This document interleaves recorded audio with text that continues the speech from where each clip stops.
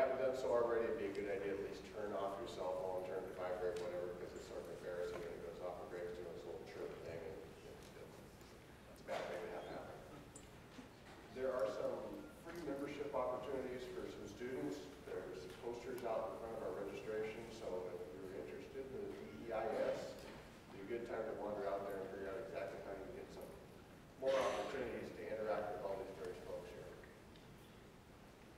So, session chairs. We've got X number of session chairs today. We've got authors. Authors have papers.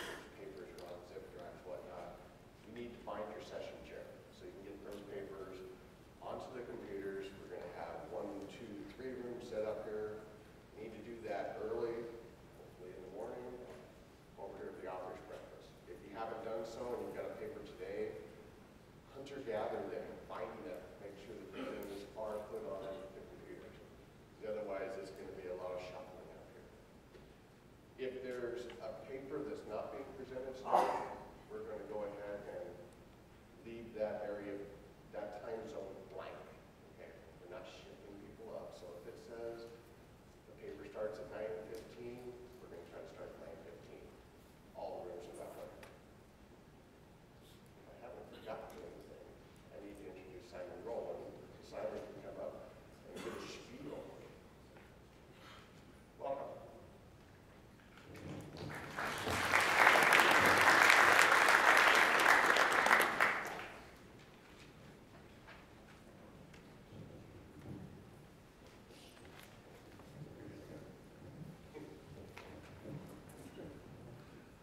Okay. I just wanted to take a moment this morning. This is not a scheduled speech.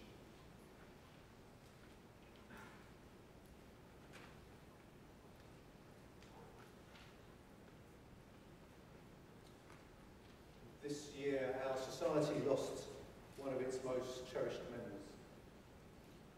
John Tanaka passed away on the 14th of April. Most people here probably know John with great affection. And for those who don't know him, didn't get the chance to meet him, I can assure you that in every way he was a man to admire. He was a great leader, and a great servant to our society, and he was a great colleague and a great friend to many people in this room.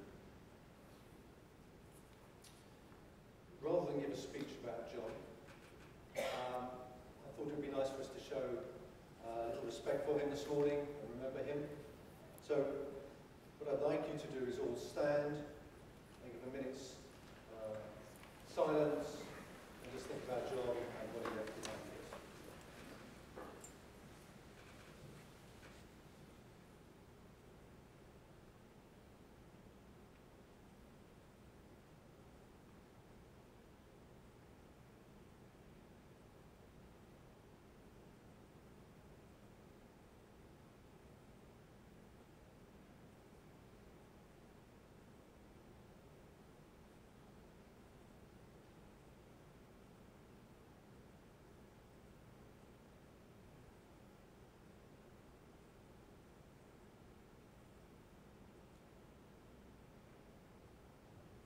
Thank you very much. So, John of all people wants us to move on to the technical content of our meeting. So, I'm going to introduce you to Dr. Stephen Boggs, who will introduce you to somebody else. It's a live introduction.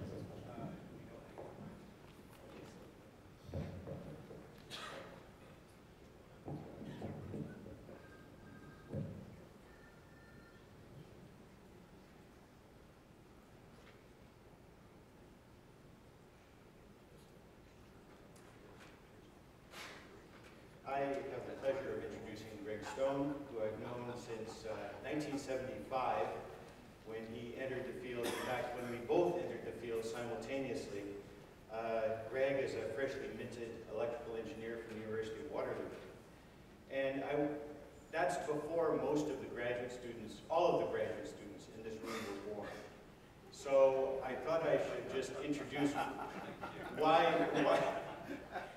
Greg is here, and perhaps first why anyone gets to here. And you know, you don't get here by writing a lot of papers. You get here by writing a few important papers. And you know, you might get one important paper in your career by luck, accident, but you don't get a string of them by accident. And Greg has a string of them, and I wanted to introduce how and why he's here today. So, Greg graduated in 1975 from the University of Waterloo and joined the Research Division of Ontario Hydro. He'd been there a couple of summers as a student, and before I got there in January 1975. So we spent the first few years educating each other. And by 1979, less than 4 years after Greg was graduated and started working as a professional in the field, he wrote his first truly classic paper, which was the in-service partial discharge testing of generator installation. And in this paper, it sets out the basis for in-service monitoring of hydraulic generators using differential measurements on split within the same phase of the winding. There's a diagram down there at the bottom from that paper. This was developed at Ontario Hydro Research by Greg and his colleagues. It was licensed commercially, and it was put into commercial practice. Then Greg, is known for his work in generators, but there's actually other important work that he did. In 1982, he wrote a CEIDP paper, which, by the way, is hard to get because in that time, CEIDP was run by the National Academy of Sciences, so this is not on the IEEE database. But propagation of partial discharge pulses and shielded power cable. And this set out the model which everybody has used since. And 30 years later, within the last 2 or 3 years, there have been 3 PhD theses in this subject area, one from Sweden, one from Algeria, one from the United States, and there have been a lot of papers published. This has become important because of the PD measurement of distribution cable in the field. And again, this is a classic paper which all of the work in that area goes back to Greg's basic work in 1982. And in 1982, he also co-authored a paper on fundamental limits of in the measurement of Cronin partial discharge, which is really the first analysis of ultra-wideband PD detection and presented the first ultra-wideband measurements of PD pulses. That's an image from that paper, which is a PD pulse measured at 500 picoseconds per division at a time when there were no digital scopes. And once Greg did the work on hydraulic generation, then the next challenge was to do something similar for turbo generators. But he knew you couldn't use the same approach because you don't have multiple poles to work with. And so he had to take a completely different approach. And there's a string of papers looking at PD propagation in the slot of turbo generators and so forth, which culminated in a 1989 paper on development of novel instrumentation and expert system concepts in turbine generator condition monitoring. This introduced the stator slot coupler, which at that time worked from 150 megahertz to 450 megahertz. Greg tells me that now it's up to a gigahertz. And this allowed measurement of PD in a frequency range which isolated the PD measurement from noise based on attenuation within the slot, and therefore allowed you to do condition monitoring of turbo generators. It also, this paper introduces the concept of expert systems for interpreting the measured data, and this really completed the chain which was required to start IRIS Power Engineering in 1990. And that has now become the dominant supplier in the world for online partial discharge testing. And in 1990, Greg also completed his PhD. So Greg then went into the business world, but never lost his technical mentality. A few years after IRIS started, I was talking to somebody in the field who was CEO of another company. And we were talking about who we knew. And I mentioned the principals of IRIS, who had been former colleagues. And he said, oh yes, they came and visited me. There were these 3 engineers from outer space, and this one small woman who kept saying, yes, but how do we make money? and that was raising. So Greg was one of those engineers from outer space, evidently not a very good businessman, but he had Raisy there to make sure they made money. So with that, I'd like to introduce Greg as the 2012 Dakin awardee, and he's going to give a lecture very verbose title of multiple lines, but it's about rotating machine installation and his perspective thereon.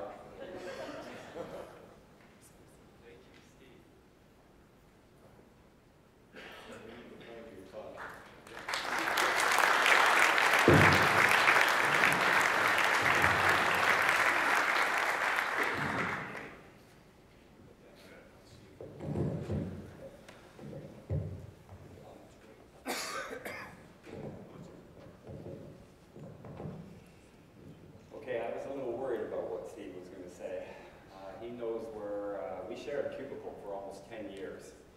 And he knows where all my dead bodies are, at least the ones I had back in the first 10 or 15 years of my career. So I was a little worried about what was going to come out there. So, because I don't think I was as polite to you when I introduced you for this presentation 2 years ago. Anyway, when I found out that I was going to have to give this presentation a few months ago, I said, well, what am I going to talk about? And, oh, Raisy, you were in the room. Thank you for at least making money so that I can continue to travel all over the world. Thank you very much.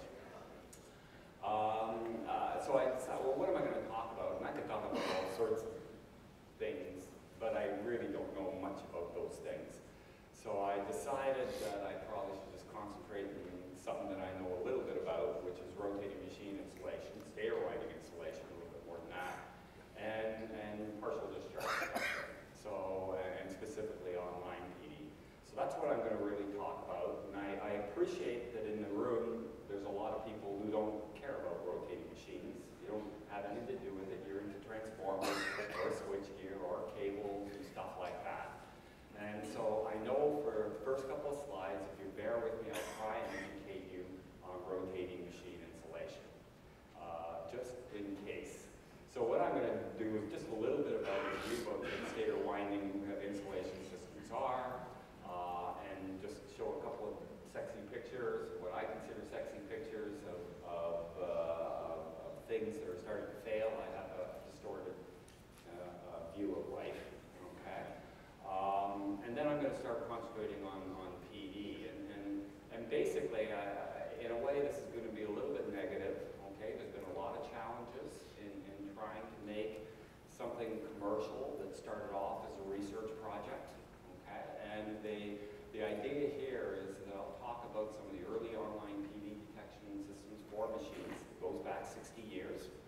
And then I'm going to address some of the credibility issues, because I think some of those issues are still the same ones we face today in rotating machines. And also, as online PD testing becomes more widely used for other types of electrical equipment like transformers, switchgear, cables and stuff, some of the learning things that we have to go through over the years might be of use in the detection of PD and other types of equipment. Okay, and then depending on how things end up, if I got time, I'll talk about how I see where research still needs to continue in this field. Okay. But again, I wanted to show you what a machine is. Okay, this is a stator winding of a motor or generator. I can't tell what it is by looking at it. I'm not sure. Well, I can't really. Sometimes. Okay. So this is. I'll talk about things like the stator slot. That's this area here where the coils are embedded in the stator core, laminated steel core. And I'll also say something called end winding. So I hope you understand my accent. That is the area outside of the stator core. So this is the kind of thing. Now a stator, it consists of three main components. The magnetic steel, the laminated steel core, which concentrates the magnetic field in the right spots. Contains copper, okay, that's the where the current flows, and of course it's operating at high voltage for the machines I'm talking about anyway.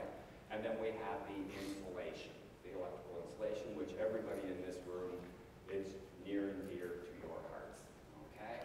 And for me, I like it when insulation fails, okay? No all the manufacturers in here don't like me when I do that, but I wouldn't have a job and be able to fly all over the world to attend really cool meetings unless machines fail. So I'm really happy for that. So I'm going to to be talking about the stator winding insulation. So insulation basically is, as you can imagine, it's the weak link of those three components. The melting temperature of insulation is far below that of steel and copper. The mechanical strength of the insulation is far below that of steel and copper. And so when we talk about we have to do maintenance on stator windings, we're really talking about the fact that we have to do some kind of insulation maintenance, okay? Usually a repair or, in fact, replacement. This is the cross-section of a coil in a slot. I told you, so this would be where we typically have two coils in the stator core. The stator core is this area surrounding this stuff out here. And here you can see two coils. And of course, these would be the copper conductors in this region here. And of course, this is the insulation surrounding that. And as I said, that tends to be the weak link. And this is the focus of this presentation, because I'm going to be talking about online detection of partial discharges, which occur as a symptom usually of the deterioration and failure of that electrical insulation. The insulation used on most modern machines, that's modern for us in the rotating machine business, is pretty much anything since 1960. Not much has changed. I'm sorry to all the insulation material suppliers, but it's still basically mica and a little bit of backing film or tape bonded together nowadays with either epoxy or a polyester, some kind of material there. It's a thermoset material. Okay, and here's the cross-section of a coil. This is from a small water-cooled, direct water-cooled turbine generator, where again you can see the copper. Okay, my pointer is there. There's the copper, and this is the insulation that I'm going to be concerned about. It really consists of tapes. Okay, maybe 10 or 20 layers of tape. The tape is really mica, little bits of mica, backed onto a film or fiberglass or background glass backing material that's wound helically over the copper conductors, bonded together by various processes with epoxy usually nowadays.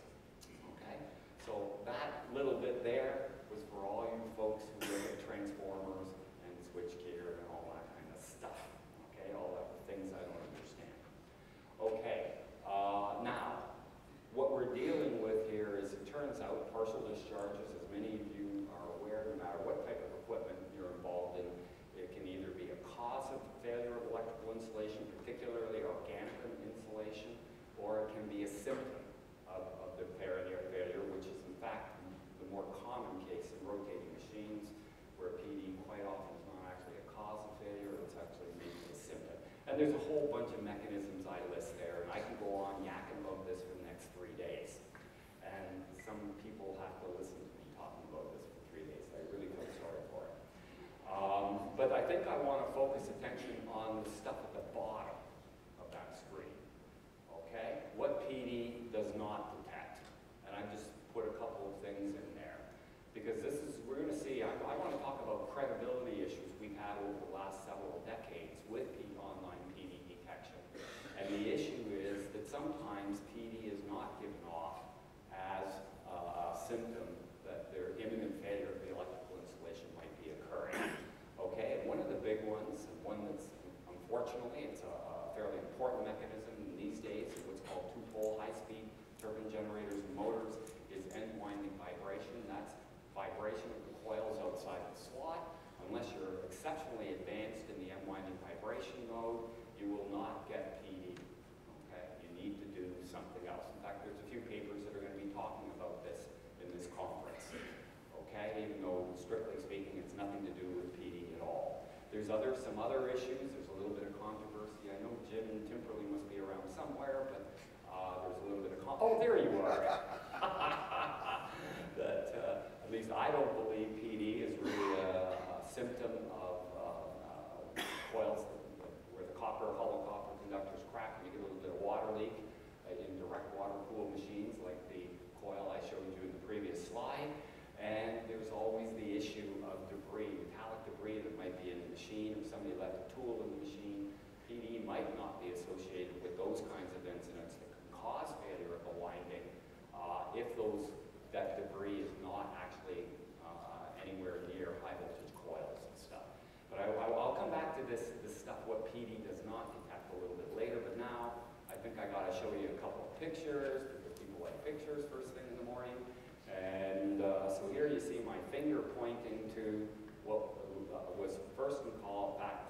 slot discharge. Okay, that was a term, as far as I can determine, was first developed or used by a gentleman called John Johnson, who I'll talk about a little bit later. He was the true innovator in our field. And what I'm looking at here is a stator bar that was removed from a turbine generator that failed after 10 or 15 years of service because the coils started vibrating in the slot under the electromagnetic forces. And when that happened, it would first rub against, that coil would rub against the stator core, grind away first the stress relief coatings, the graphite coating that would be on the surface to suppress PD, surface PD, and then of course it starts grinding through the insulation. Where my finger is pointing to is where the discharges would occur as a symptom of the fact that the coils were vibrating in the slot. And this is a fairly important failure mechanism for the large generators, hydro generators, or turbine generators that are out there. Here's another common problem, thermal deterioration. We're all familiar with the thermal rating of insulation. Here is an epoxy mica coil. I'll try and explain the picture in a few seconds. That basically is undergoing thermal deterioration. It's a Class F epoxy mica insulation system that operated for about 20 years at 120 degrees C, and basically the epoxy disappeared. Okay, it's a thermal deterioration. It's oxidation, whatever you want to call it. Basically, the higher the temperature the insulation operates, it cooks. And then what happens is the insulation delaminates. Once you delaminate, you have air pockets within the ground wall. In this case, it's a motor coil. And then what happens is you get PD as a symptom of thermal deterioration. What you're looking at here is this is probably a 20 or 30 centimeter length of bar or coil that I removed from the slot. And I pulled the coil out, and I just took a saw and cut through the insulation, and I peeled back the insulation. And you can see here, these are the copper conductors that were underneath the insulation. And here you can see the ground wall insulation, which was a nice, solid epoxy mica mass. You couldn't pull it apart if your life depended on it when it was new. And in fact, the tape layers easily separate. Okay? So that's a problem that you can find. Here's a problem that is fairly common. This happens to be of a hydro generator. I just wanted to show a hydro generator, so a turbo generator, a motor now, and a hydro generator. And here's, to give you perspective, there is the stator, the hydro generator stator. Here are the bars that are coming out of the slot, and I just want to draw your attention to that white line there. It's a pain in the neck. It's obvious there's something not quite right going on here. Does it ever cause failure? I don't know. I don't think so. I haven't really seen a machine directly caused by that. But it produces humongous, that's big discharges. Okay? That would be, and where that is at the overlap, the graphite coating in the slot, and the silicon carbide coating coming out of the slot. For one reason or another, there's a poor electrical connection there, it overheated. Then basically the silicon carbide coating separated from the ground, the graphite coating in the slot, and then one gets discharges then appearing, in fact, parallel to the insulation surface. And those discharges then create, well, they're big discharges. They tend to overwhelm our PD detection equipment, and but doesn't necessarily mean you're going to get a failure because of that, at least somewhere, nowhere near soon. It could be decades still to go, even probably more than I'd like to go, okay? By the way, Steve has got a picture of himself when he was a young engineer, okay? Isabella Zarudny, is she in here? Oh, okay. She's the lady who's looking after the registration. She works at a company called Connectrix, which is the old Ontario Hydro Research. And she found the pictures that were posted on all the walls. This is before the times they used to send emails about who new people are. And there is Steve, and he's got long curly hair. I saw this picture yesterday. It was absolutely stunning, okay? But he has a big advantage. At least he has hair, okay? My picture, I had hair back then, okay? It's just not fair. Now, why did I talk about that? Okay, I don't know why. Anyway, just like I've lost my hair, this has lost a good connection between the stress relief coating and the stuff in the slot, but it doesn't mean it's going to fail. Yes, maybe that's where I got that connection. Here's just another little connection. I'm being equal opportunity amongst brands here, so I just wanted to show another problem. This happens to be a manufacturing-related issue. Again, it's the one we're seeing a lot these days. But what we're looking at here are coils or bars coming out of the slot. The stator core is up here. This again is in the M winding region, and you see that little white thing going on there. That's the result of partial discharges that are occurring. Essentially, unfortunately, what's happening here is the spacing between the coils is inconsistent. You see there's a big space there, a little space here, a little space here. And unfortunately, they have two coils in two different phases connected to the phase terminal, and they sit side by side, and those manufacturers, they love doing it that way. And then if you get too small a space, you start getting discharges. So what I tried to just show you is some examples of how partial discharges occur. I could show many, many more pictures like that, but I think I better move on. So we can know that partial discharges are a symptom of, or sometimes a cause of failure of stator windings. And that's been known for a long time. And of course, manufacturers and researchers have been doing offline testing, either in the factory or on-site testing, but when the machine is shut down, since the 1930s. Okay, it's been around for a long, long time. Okay, and then what happened is John Johnson and Lee Warren, if you go and look at the paper, this is the first English language paper I've been able to find on online partial discharge testing. And it was published in the IEEE in 1951, and its first use, as far as I know, of the term slot discharge, and also the first use of the term online testing, okay, testing during normal operation of the motor, and this is generators, as he applied it in that case, and in fact it was hybrid generators. And fortunately, I had the great privilege of meeting with John Johnson before he died, and drank a lot of beer with him, so I kind of got an inside scoop of what the heck was going on there, and why did they feel they needed to do online instead of offline testing, which was around, it was still a specialist subject.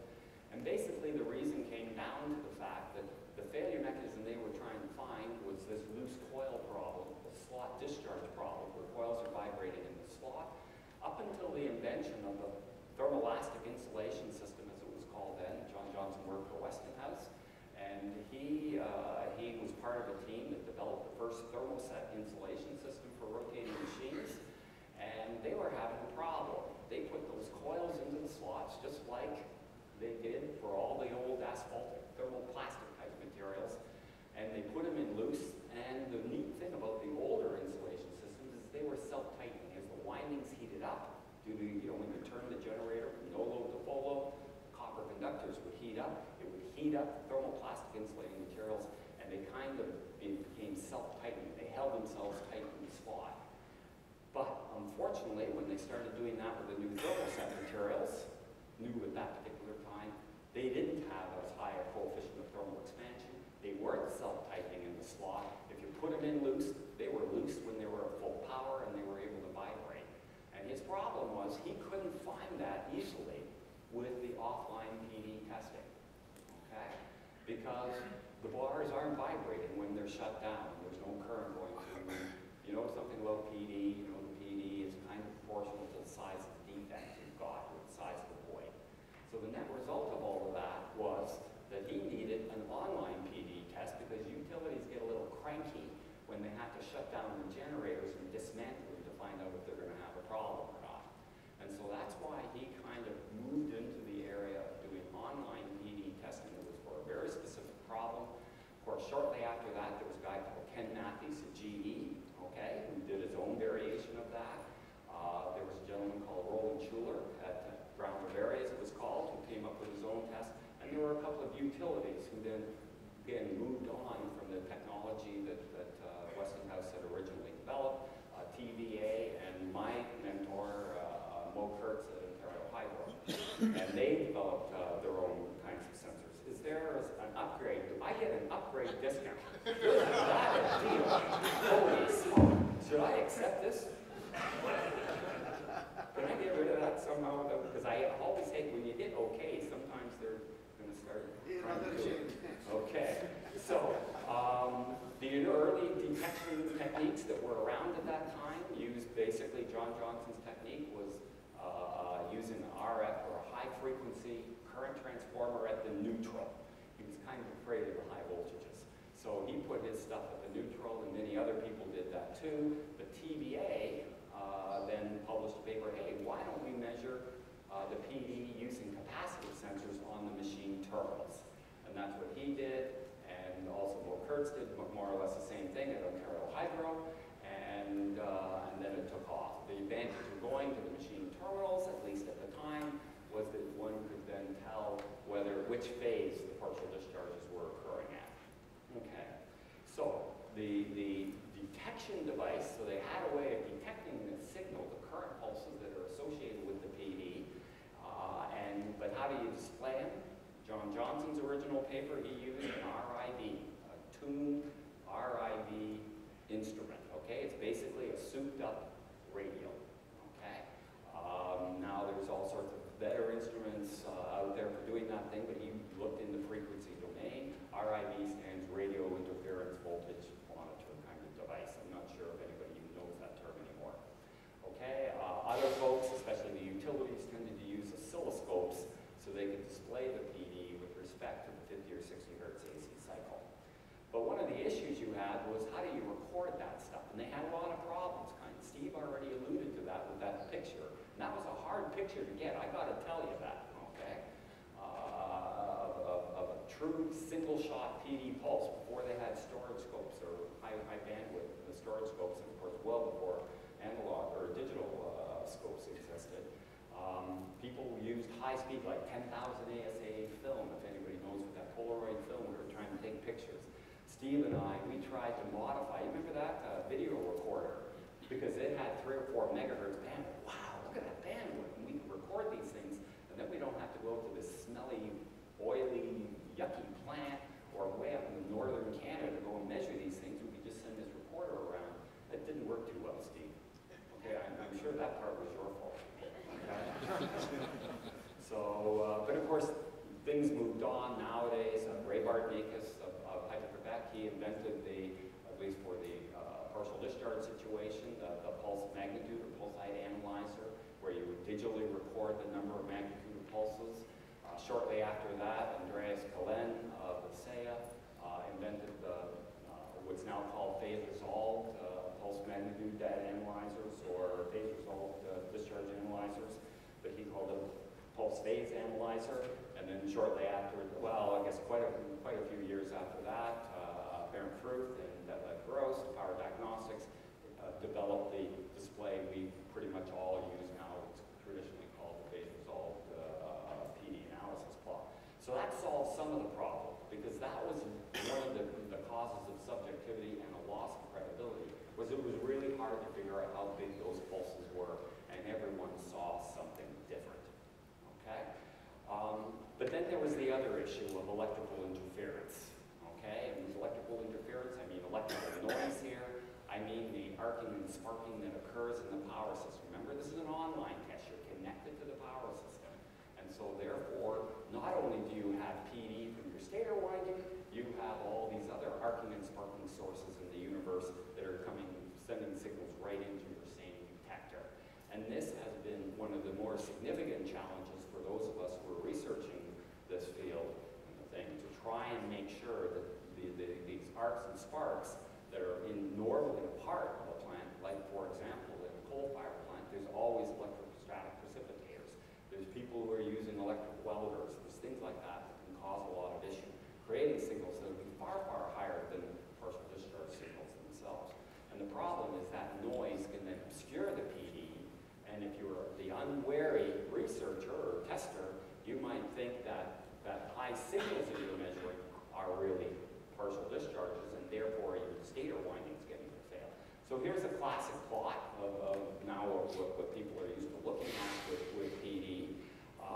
So this is a phase resolve plot, and what you're seeing here is there's in our case, the 60 hertz AC cycle. So the horizontal scale is the phase angle of the AC waveform, and also plotted on there, the vertical scale is, I'm trying to get the mouse working, okay, is plus PD magnitude and minus PD magnitude, millivolts, picocoulombs, whatever units you prefer to use.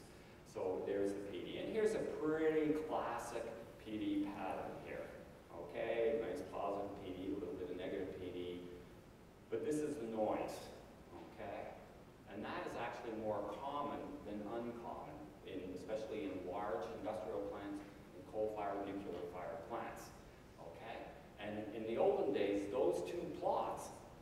gun clot, and you had to have a human expert looking at that. And there were some experts, okay? I've mentioned them already. John Johnson, Ken Matthews, various other people around the world who were kind of good at looking at a single plot, okay, and deciding what's PD and what's noise. But a lot of other folks weren't so good at it, okay? And that has been the challenge, in one of the challenges, separating this PD from this interference, okay, electrical interference. Okay, and so the result was the PD test, the online PD test, could be done. Remember, it was invented back in 1950, late 40s. Could be done for 25 years. There were probably a dozen experts around the world who did quite effective PD testing. But unfortunately, there were a lot of other people who tried it, got the wrong answer, said a machine was in trouble when it wasn't in trouble, and then lost credibility, which is the issue I'm trying to address in this presentation.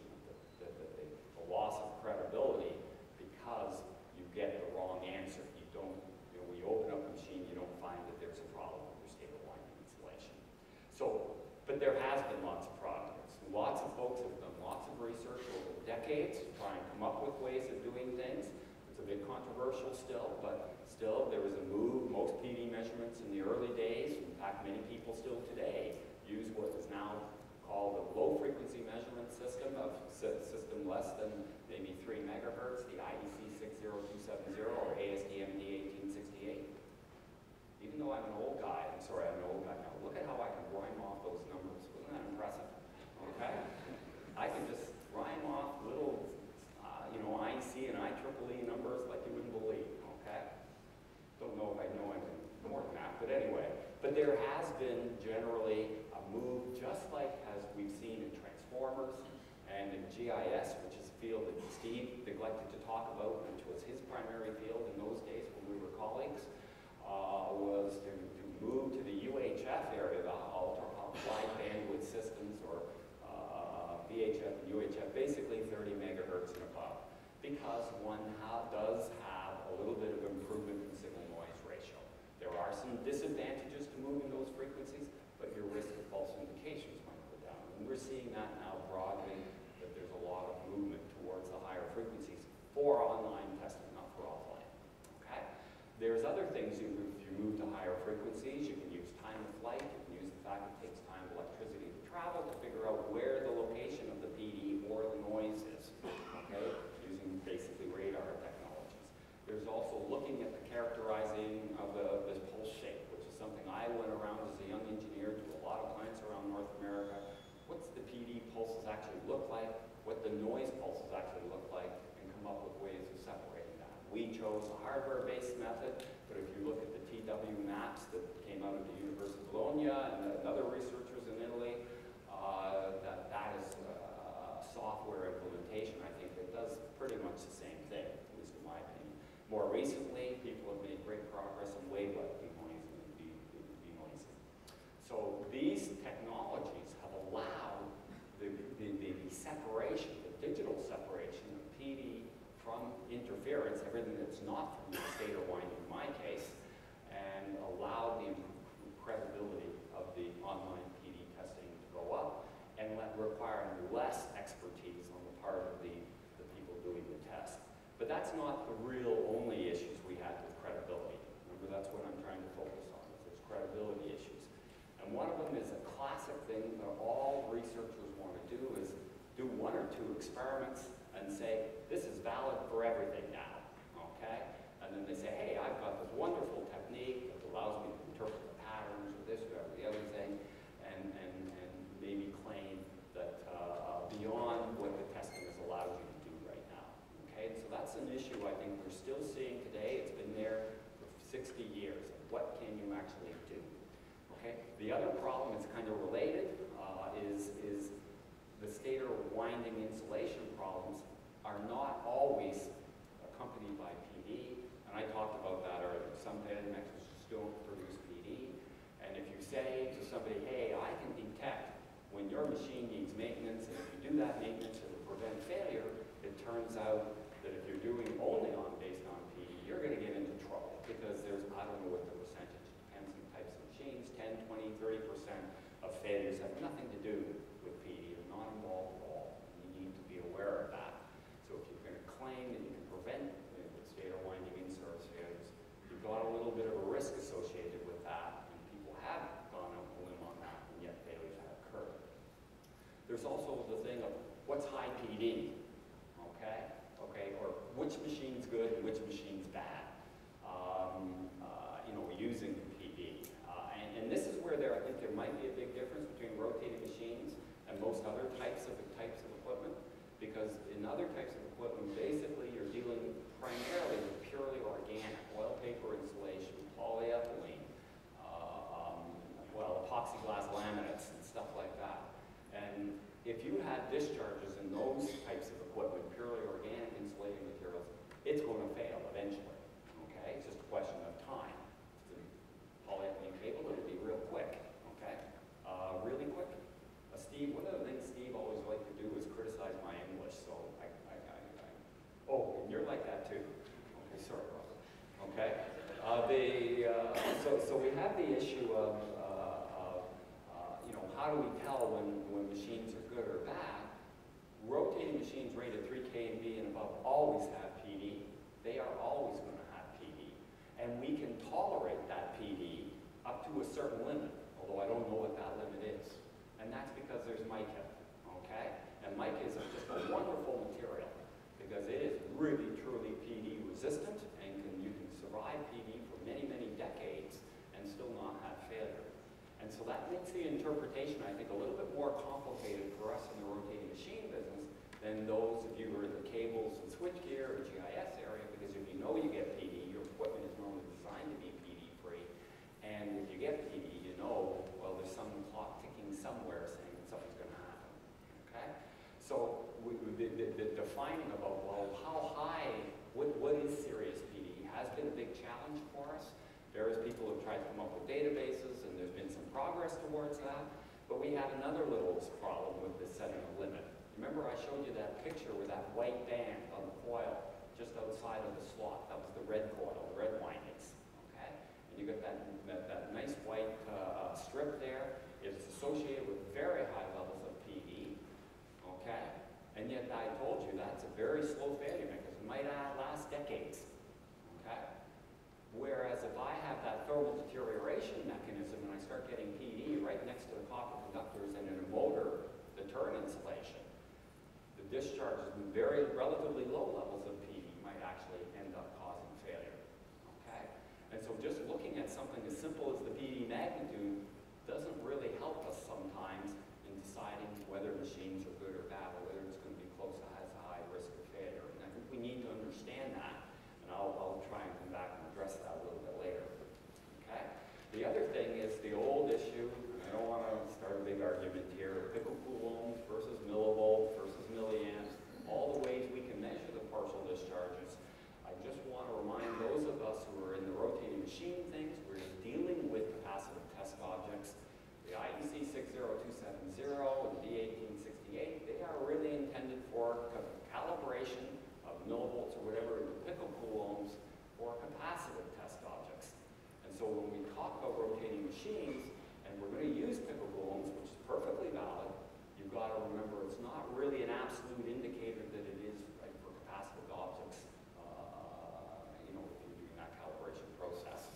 It's really a normalization. And the standards reflect that for rotating machines, but we need to recognize that a PC that he measures might be different from a PC that he measures if it's on using two different kinds of detectors. The other thing I want to talk about that we've learned to our sorrow over the years is the trend. We all look at the trend. If the PD is going up, we must be getting closer to failure.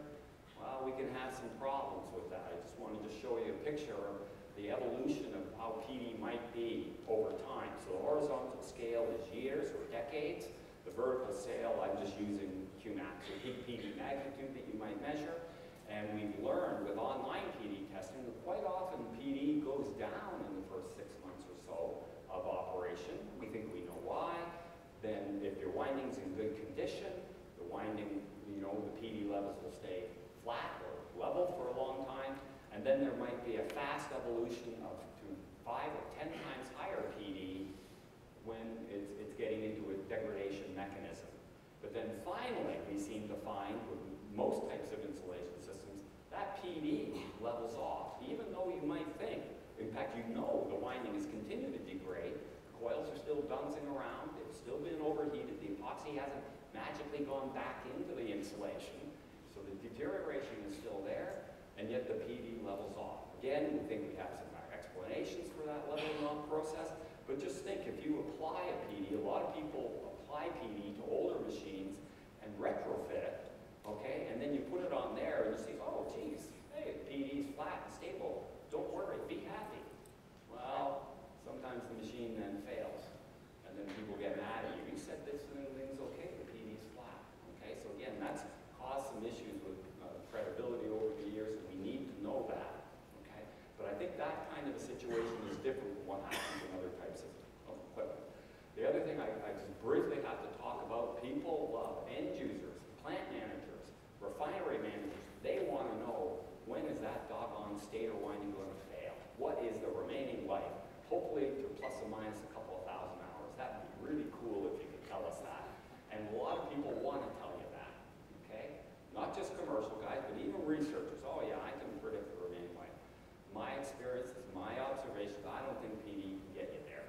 Not for rotating machines, partly because of that leveling off process that I talked about, but partly because of the issues associated with the mechanisms that are involved. The PD is sometimes a symptom, not a cause of rotating machine failure. Okay? So although everybody wants to know what the remaining life of the winding is, unfortunately I don't think PD by itself will do it. I'm not even sure PD in combination with other electrical tests will do it. I don't know if there's going to be ever a solution for that one, without someone actually taking a look. Okay?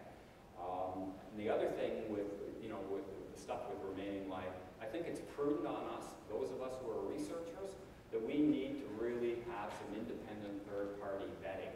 When I was involved in helping to develop the online testing that I'm involved with for rotating machines, I had a couple of cranky old men who were always looking over my shoulder, okay? One of them was here in the room, although he wasn't an old man then, but it was Bill McDermott, Manitoba Hydro, and Ray Bartnikas. Now, you guys know those guys. You know, they're not necessarily very nice to people, okay? Any of the working group meetings with Ray or Bill, they kind of pick on you a lot, okay? And they certainly picked on me and Mo, okay, to make sure, hey, you said this, Greg, where's your evidence, okay? You really need some independent third parties sometimes looking at this thing to vet the stuff, and remaining life is one of those issues. Okay, another thing that can go wrong, I talked about 3 or 4 failure processes with rotating machines earlier. Well, there's actually about 20 or 30 failure processes. And it'd be really good, the end users again, really want to know what the failure process is. Because if they know it's loose windings, they can be prepared and go in and have new wedges and fix that machine, fix that problem. If it's something to do with contamination of the end windings, they can fix that problem, but you can prepare. And if you can give that kind of information to the owner of the machine, they really want to know that. Okay? Because it helps them plan for their outage and how long it's going to take. Well, we can, to a large degree, find out what the failure mechanisms are with PD testing. Okay? At least in the rotating machine application, and of course reading the literature and transformers and GIS and other things, there's patterns and effects that are associated with each of the different mechanisms that might allow you to distinguish. And so that's kind of really cool. But if you do get it wrong, people do not like you. Maybe you're getting the theme here. I'm kind of worried about people not liking me. Okay? The fact that, geez, all these things I've done wrong over the years were predicted wrong. And this is one of the things, we got the mechanisms wrong. Now again, there's been lots of progress in this area, especially in the last, I think, 10 years, especially in the rotating machine field. Of course, some of these things that we know to how to separate different failure mechanisms are well known. There's secret articles written in Electra 40 years ago, in the early 60s, about something called the polarity effect. Okay? Doesn't matter the type of kind of insulation system, but hey, you can tell whether you're at the ground or at the high voltage conductor by looking at the ratio of the positive to negative PD. Okay? But then we learned that doesn't always work. If you've got PD occurring in the stator winding, you can have 3-phase, phase-to-phase voltages in the M winding, and we found out to our sorrow that the polarity effect does not work in the M winding. Okay? So you're always learning new things, and that one was a hard lesson for us. There's the phase position. Andreas Cohen's original work, putting PD with respect to the AC cycle in a digital way. We know that PD in the M winding is different in a different location than PD that might be driven by the phase ground voltage in the slot. There's other things that can help us identify the failure mechanisms. How the PD is affected by winding temperature, load, humidity, okay? Because different failure mechanisms respond differently to these different approaches. And of course, the tremendous amount of research, and I see there's probably at least 30 or 40, maybe 50 papers in this conference that are dealing with the phase resolve recognition of patterns associated with PD and the different failure mechanisms there. So these are things that are ongoing, have been around for a while, that are being still developed, that can help us automate the failure, identification of the failure process. I have a problem, okay, though. I'm an old guy. There's 3 different ways that I'm going to fail. That means die, okay? So, and I don't know which one's going to happen. I know which ones are, well, probably my wife is going to throw me down the stairs. That's the most likely. But she thinks I'm a little hyper for some reason. And I haven't been able to figure out why she thinks that. But anyway, that's the thing. So there could be different ways. And just like old machines, they have their multiple failure mechanisms. Old machines, they have a whole bunch of ways that where failure processes are highly advanced. And what we need to do is be able to identify those separately. And that, I think, is still a big challenge. Every expert seems to come up with different answers, but of course, pattern recognition and tools that various people have been developing around the world might be the way forward on that. Okay, so when we have multiple failure processes, which is not uncommon in older motors and generator windings, accurate identification of what the failure mechanisms are becomes difficult.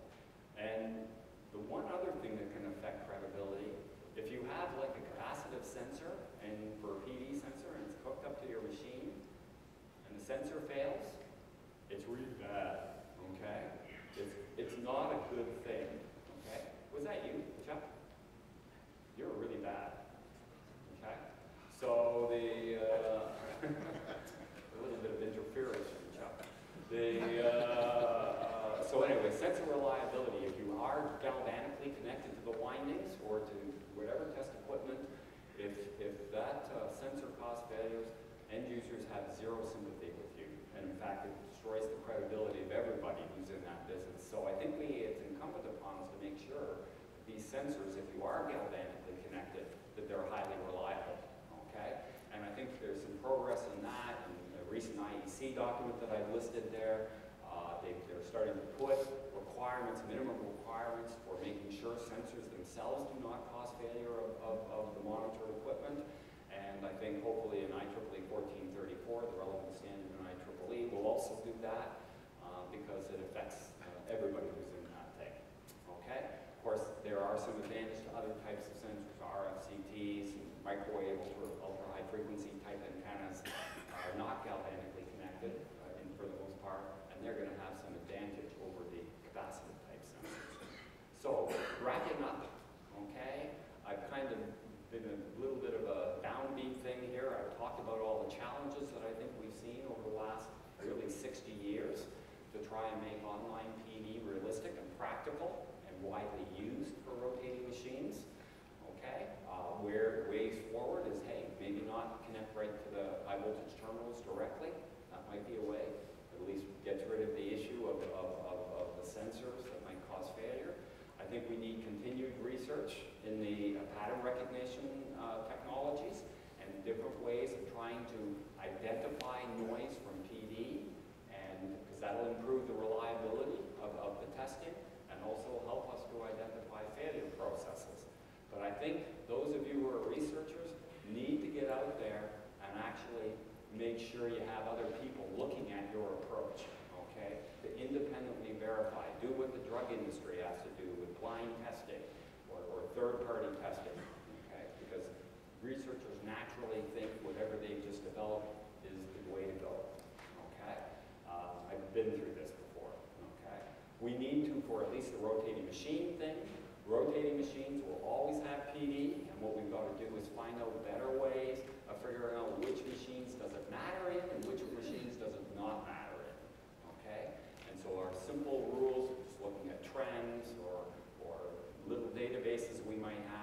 think we've got to go somehow beyond that. We need more research in that area. And I think each failure process, we're going to have alert or alarm levels that are dependent on the failure processes. And then finally, I think the, most of us tend to focus on either integrated quantities or peak magnitudes in terms of PD. And I'm still hopeful there's some magic quantity out there that has a better correlation with the actual observed insulation condition. Okay, so I think, and specifically to allow you when some indication of when there's a higher risk of state of warning insulation. So in conclusion, I'm surprised you're all still awake. That's the advantage of being first thing in the morning, and you've all had your jolts of coffee, is PD, online PD testing. I know it's on at least 12,000 machines. It's probably double that maybe. So it's probably one of the most widely applied applications for online PD is rotating machines. I think it's probably far outnumbers other types of equipment so far. And so I think from that point of view, it can be considered a success. That online PD is useful. There's many vendors out there who are doing it. But in fact, to get to where we are today, it didn't just take a few years or a couple of years of research or even, one research paper, okay? It was actually a 60-year transition from when John Johnson first invented the doggone technology. And I think what's really been happening over that 60 years is how we've tried to improve the credibility of the test. So it actually, does give the owners of the machines some predictive capability for planning their maintenance. But I still think there's still lots of work that can be done. And with that, I'm finished. And if anybody cares, I'd be happy to answer questions.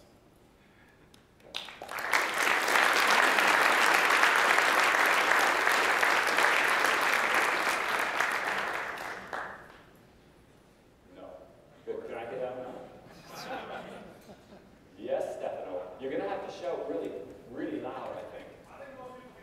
Yeah, you're loud and obnoxious too. So the story about, when university were, she was found to for money. What were you thinking when she was going, how do they pay? What was going through your head at the time? I was just trying to collect more frequent flyer points, to be honest. Yeah, we needed some way to make money out of this thing. And actually, there's a lot of people making money out of online PD now, which is kind of cool. Okay, because when I started, nobody was. Okay? Any serious questions? Yes, sir.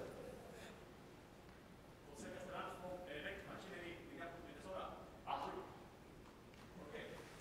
When you're talking about partial discharge and liquidity, I would say there are a lot of variables. But you didn't talk about setting up the equipment when you have the same partial discharge. In the setting up of the equipment, there is not starting. I'm talking about fast.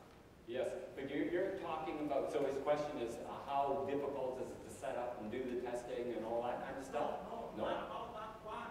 Sometimes you don't have, you don't have the same cables, you don't have the same insulation in your setup, okay? Yeah. So there are some kind of leakages in, Yes. in your system. So I don't know how you cannot correlate partial charge from your machine to the detector. Yes, okay. So I think what you're asking is, in the actual setup, collecting the data, there's going to be issues with both the detectors, how you run your cables and all that. But I think your interest is primarily offline testing. Is that correct? Because offline testing, there are lots of challenges like that, okay? I think most of the people who are into the online PD business try to make that aspect as simple as possible. Because, the guys who are actually mainly doing the PD testing out there are vibration guys. They're more like Howard. I know that's not you. I'm just picking you because I know you do a lot of work on vibration. But they tend to be vibration guys. But you're right. You have to be very careful. For us, we actually, in our company, we try to measure our false indication rate. Okay? And especially in the early days, we had to have we had a fairly simple little guide how to do the test, how to collect the data, and do some basic interpretation. But we kept on finding people would get to the wrong answer. and a lot of it was associated with setup or installing sensors and things like that. And then our guide that started out at 6 pages, now well over 100 pages, to try and reduce our false indication rate. So that is a challenge. You're absolutely right. You've got to be able to collect the data, and other people should be able to collect it in exactly the same way. Okay? But for the online testing, I think most of the folks are trying to address that. The offline testing situation is much more complicated because, of course, you're in a factory-type testing arrangement. You've got different groundings and stuff like that that you can't compensate for. Have I missed your question completely? No, that's okay. Okay. Yeah, why is it always people at the back of the room? Okay, Giancarlo, I don't want to listen to you. Yes, no, no, please.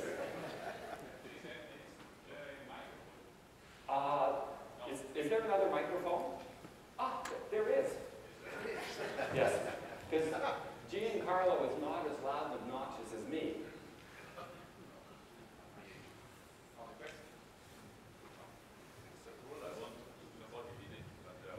You have to turn it on, Oh, It's not turned on yet. although it looks on.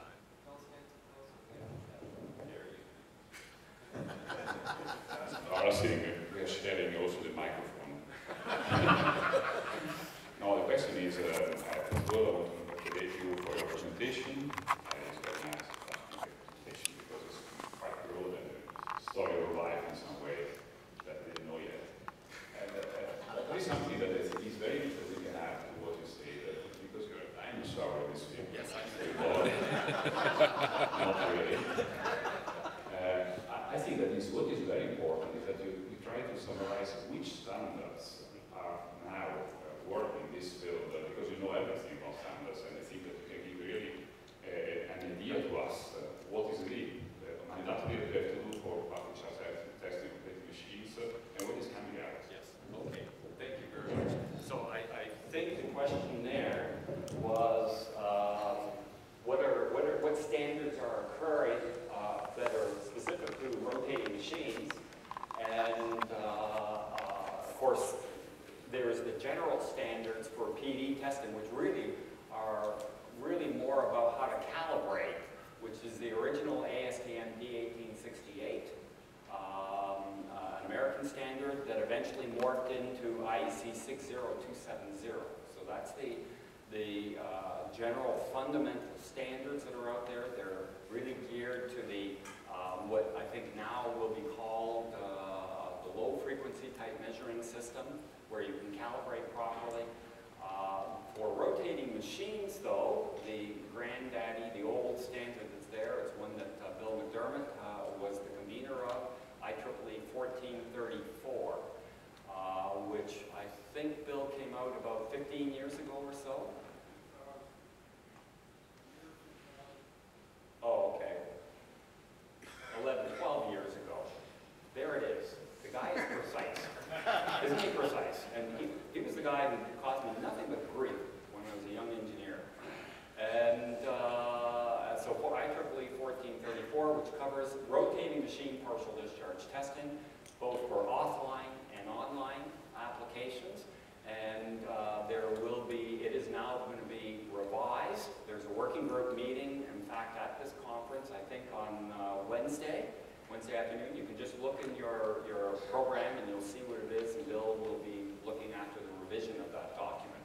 The other two standards, as Giancarlo knows quite well, for rotating machines is IEC 60034-27, and that's for offline testing, where there's, for offline testing, that would be done at, generally speaking, the IEC 60270 frequency range, low frequency, okay? And the online testing guide was just published early this year, IEC 60034-27-2. Are you not impressed with that? I'm an old guy, okay, and I can still remember all these numbers, okay? Greg, how do we know that the right?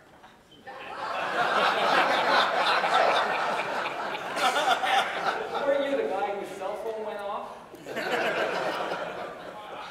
the hell do you know that was me?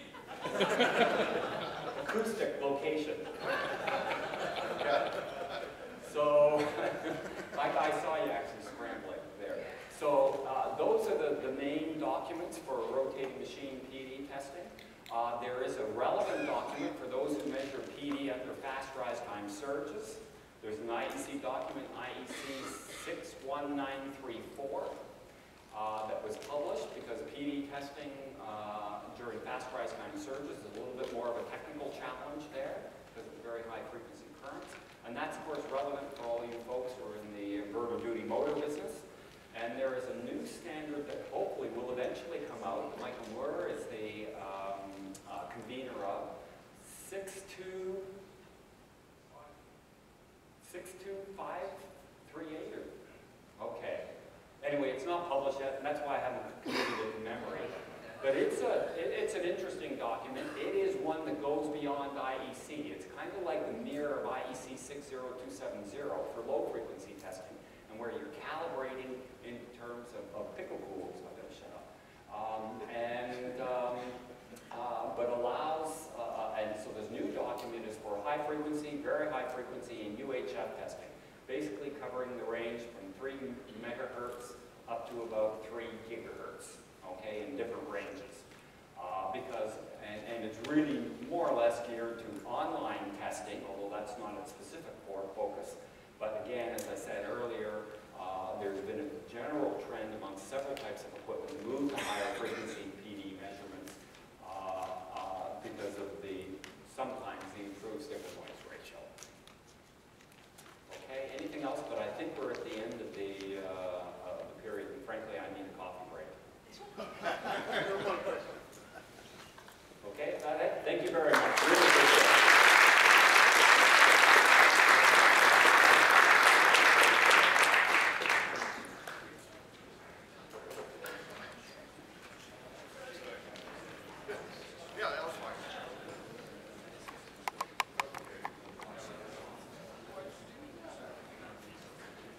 Okay, next up we're going to break this room right here up into 3